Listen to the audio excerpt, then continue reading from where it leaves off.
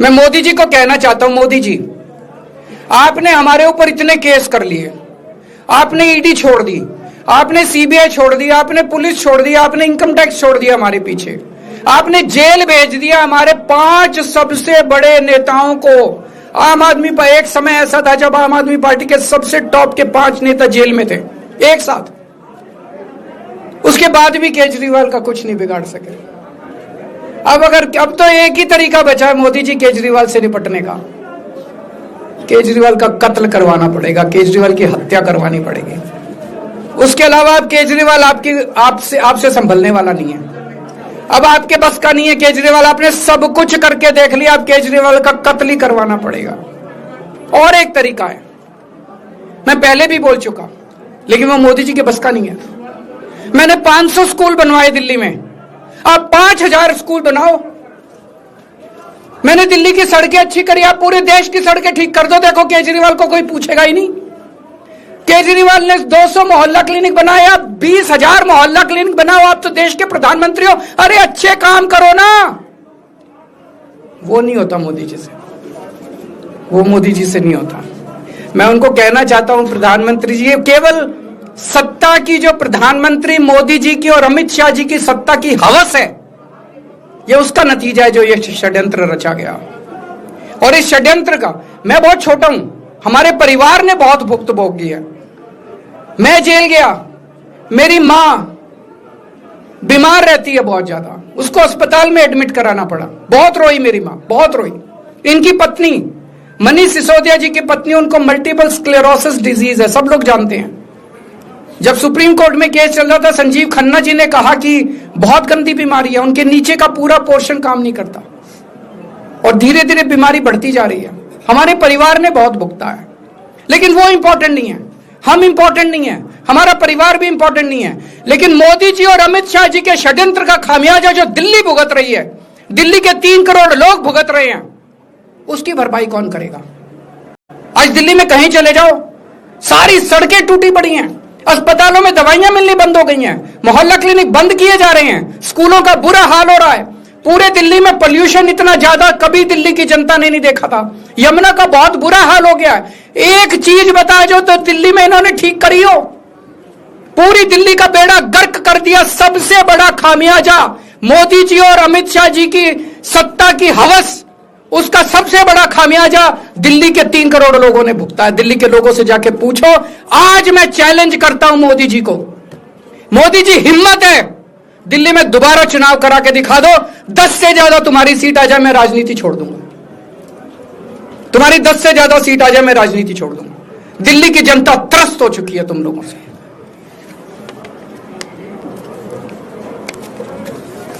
मैं मोदी जी को कहना चाहता हूं, अगर आपने सत्ता हासिल करनी है, कुछ पॉजिटिव काम करके सत्ता हासिल करो। आज देश के सामने इतनी बड़ी बड़ी समस्याएं हैं। आज देश का युवा दुखी है, देश का व्यापारी दुखी है, देश का उद्योगपति दुखी है। आज अमेरिका हमें आंखें दिखा रहा है। मोदी जी की हिम्मत नहीं है जो ट्रंप के खिलाफ एक शब्द बोल दे। ट्रंप के खिलाफ रोज ट्रंप गालियां देता है मोदी जी को, रोज ट्रंप गालियां देता है भारत को, रोज ट्रंप गालियां देता है हमारे देश को। मोदी जी के हमारा प्रधानमंत्री भीगी बिल्ली बना हुआ है। अरे देश संभालिए ना, आपको हमने देश चलाने को दिया था और आप केजरीवाल में उलझ गए, आप आम आदमी पार्टी में उलझ गए। पॉजिटिव काम करके सत्ता हासिल कीजिए, ये नेगेटिव काम करना बंद कीजिए।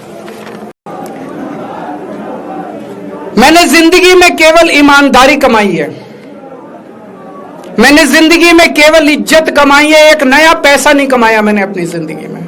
इन लोगों की तरह नहीं हूं मैंने जिंदगी में एक नया पैसा नहीं कमाया, केवल ईमानदारी कमाई है। और ये उस ईमानदारी के ऊपर चोट करना चाहते थे, उसके लिए इन्होंने षड्यंत्र रचा था।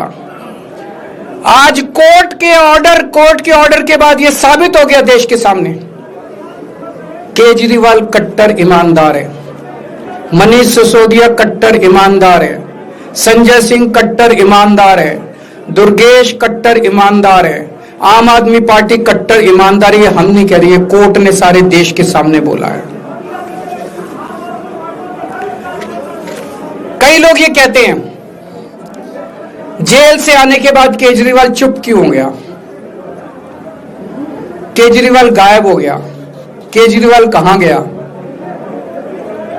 मैं कोई नेता नहीं हूं, मैं कोई पॉलिटिशियन नहीं हूं। पॉलिटिशियन को फर्क नहीं पड़ता, उनको 4 गाली दे दो, मोटी चमड़ी होती है उनकी। मैंने जिंदगी में केवल ईमानदारी कमाई है। मेरे को जब कोई बेईमान बोलता है मुझे फर्क पड़ता है। मेरे को जब जेल भेजा जाता है, मेरे परिवार के ऊपर ताने मारे जाते हैं, मेरे को फर्क पड़ता है। केजरीवाल को फर्क पड़ता है। इसलिए मैंने तय किया था कि जब सारे देश के सामने मैं निर्दोष साबित हो जाऊंगा तब तक मैं चुप रहूंगा। आज मेरे दिल से बहुत बड़ा बोझ उतर गया। आप जान रहे हैं कि किस तरह से पिछले 4 साल से ईडी को, सीबीआई को, सारी संस्थाओं को इस्तेमाल करके हमारे ऊपर एक शराब घोटाला नाम का एक आरोप लगाया गया। सीबीआई ने, ईडी ने उसमें चार्जशीट फाइल की। आज कोर्ट को प्राइमा फेसी ये निर्णय लेना था कि क्या सबूत और गवाहों के बयानों के आधार पे सफिशिएंट मटेरियल है कि इसमें मुकदमा चलाया जाए। अभी मुकदमा चला नहीं था।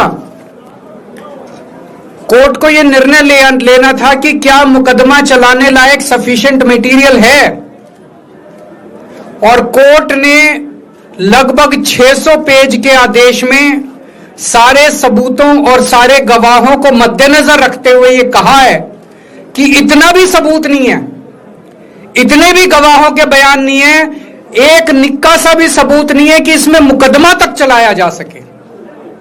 अगर मुकदमा चलाया जाता, 15-20 साल मुकदमा चलता, उसमें बहुत सारे गवाह बुलाए जाते, सबूत रखे जाते, उसके बाद होता, वो तो अलग बात है। कोर्ट का यह कहना है कि इतना टुच्चा केस है, इतना फर्जी केस है, इतना बेकार केस है, इतना गलत केस है। ये मैं नहीं कह रहा, ये भाषा है। आप कोर्ट का ऑर्डर पढ़िए। ये ऑर्डर जो है ये ऐतिहासिक ऑर्डर है। कोर्ट ने कहा है कि इतना फर्जी केस है, इतना फर्जी केस है, एक भी सबूत नहीं है, एक भी गवाह नहीं है कि इसमें मुकदमा भी नहीं चलाया जा सकता। यह पूरा षड्यंत्र किसने रचा, क्यों रचा? यह पूरा षड्यंत्र 2 लोगों ने मिलकर रचा, नरेंद्र मोदी जी और अमित शाह जी। और आज उन दोनों को पूरे देश से माफी मांगनी चाहिए। उन दोनों ने मिलकर षड्यंत्र रचा कि आम आदमी पार्टी को खत्म किया जाए, आम आदमी पार्टी को बर्बाद किया जाए। और उस षड्यंत्र के तहत आजाद भारत का सबसे बड़ा और सबसे घिनौना षड्यंत्र रचा उन लोगों ने। वो देख रहे थे कि दिल्ली में वो हमें नहीं हरा सकते। वो देख रहे थे कि दिल्ली की जनता हमारे कामों से बहुत खुश है। वो देख रहे थे दिल्ली में कामों की राजनीति के आधार पे वो कहीं खड़े नहीं होते। तो उन्होंने एक षड्यंत्र रचा। जनता जानती है कि केजरीवाल ईमानदार है। उन्होंने कहा केजरीवाल की ईमानदारी पे चोट करो। जनता जानती है कि आम आदमी पार्टी ईमानदारी, उन्होंने कहा आम आदमी पार्टी की ईमानदारी पे चोट करो। उन्होंने आम आदमी पार्टी को खत्म करने के लिए षड्यंत्र रचा और बोले केजरीवाल बेईमान है, केजरीवाल बेईमान है, केजरीवाल बेईमान है, केजरीवाल ने शराब घोटाला किया, केजरीवाल पैसे खा गया, केजरीवाल ने 100 करोड़ रुपए खा लिए। मैंने जिंदगी में केवल ईमानदारी कमाई है। मैंने जिंदगी में केवल इज्जत कमाई है। एक नया पैसा नहीं कमाया मैंने अपनी जिंदगी में। इन लोगों की तरह नहीं हूं मैं। मैंने जिंदगी में एक नया पैसा नहीं कमाया, केवल ईमानदारी कमाई है। और ये उस ईमानदारी के ऊपर चोट करना चाहते थे। उसके लिए इन्होंने षड्यंत्र रचा था।